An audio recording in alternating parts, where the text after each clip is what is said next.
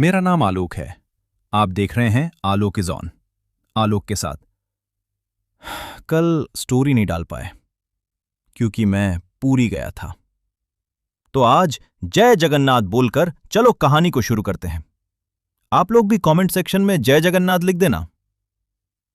कहानी शुरू होता है चंडीखोल में एक गांव से।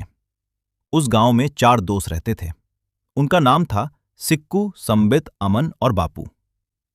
चारों ने अभी अभी +3 कंप्लीट किया था। उसके बाद एक दिन उन्होंने डिसाइड किया कि चलो पूरी घूमने चलते हैं।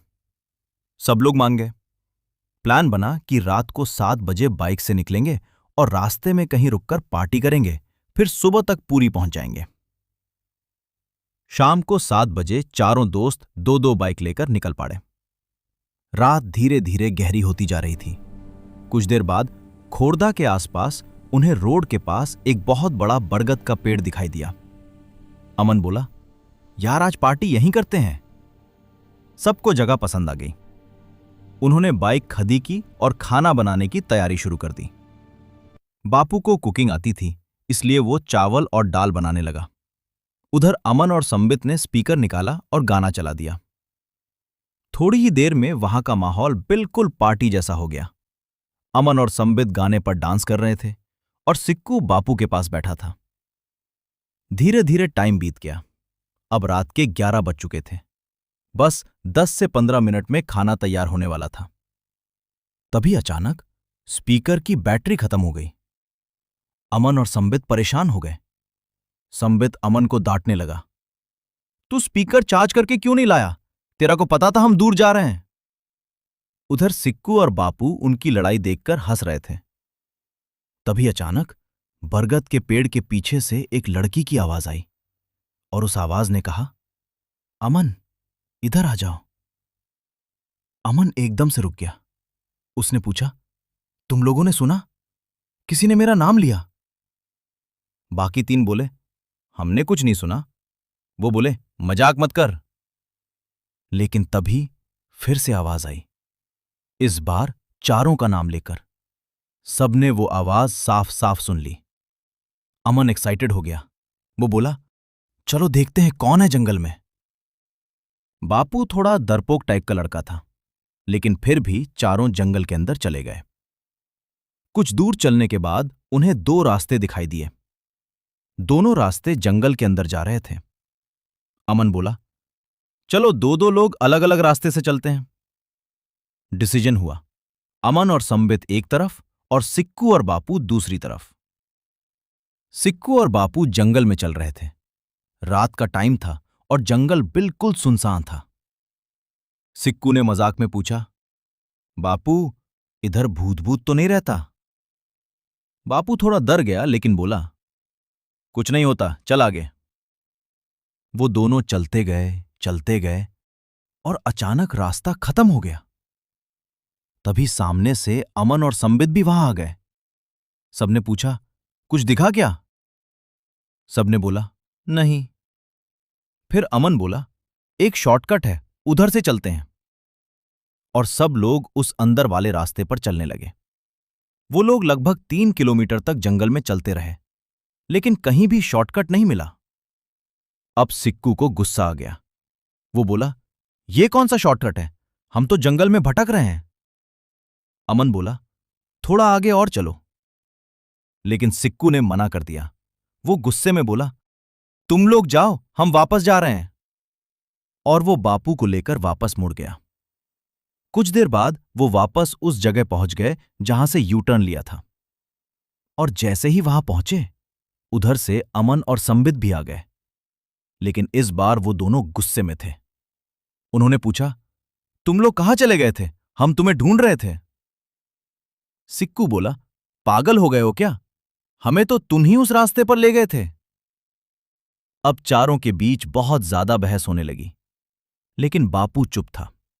उसके दिमाग में एक अजीब सवाल चल रहा था।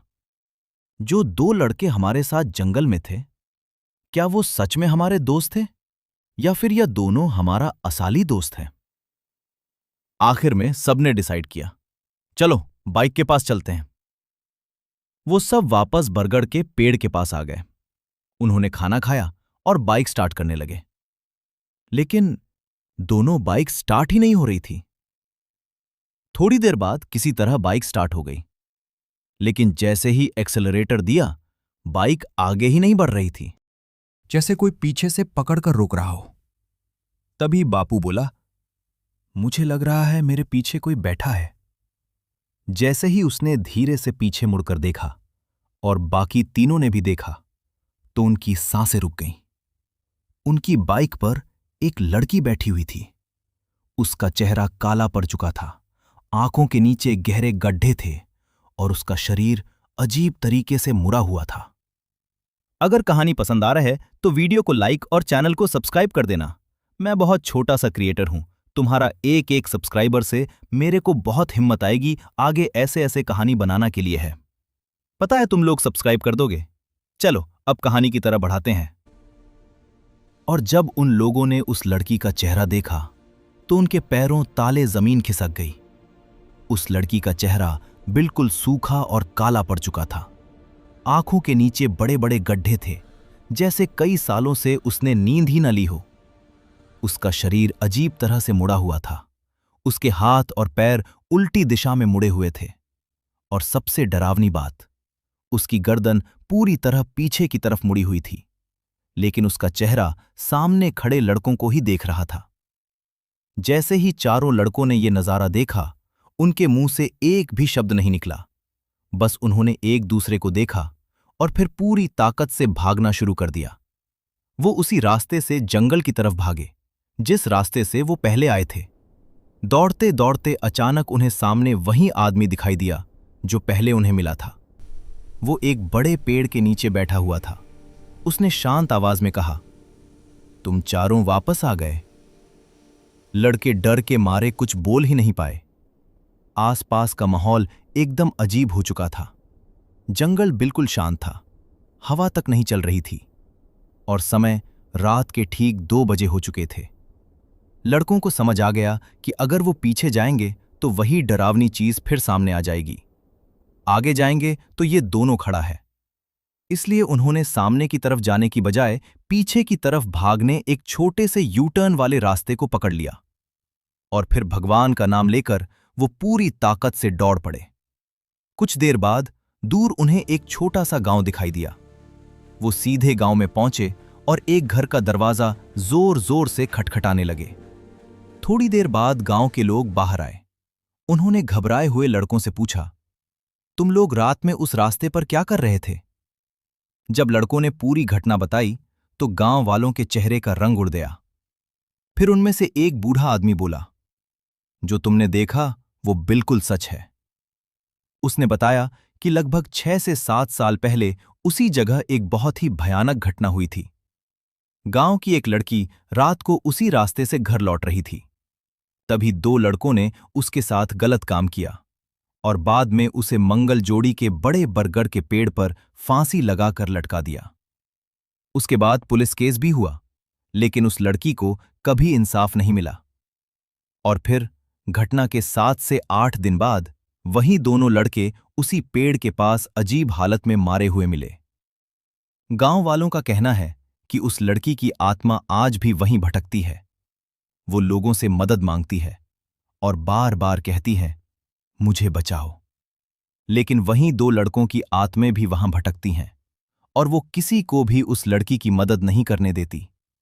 गांव वाले बोले, आज तक जो भी अनजान लोग वहां गए वो जिंदा वापस नहीं लौटे, लेकिन तुम लोग पहले ऐसे लोग हो जो वहां से जिंदा वापस आए हो। ये सुनकर चारों लड़कों का खून जैसे जम गया।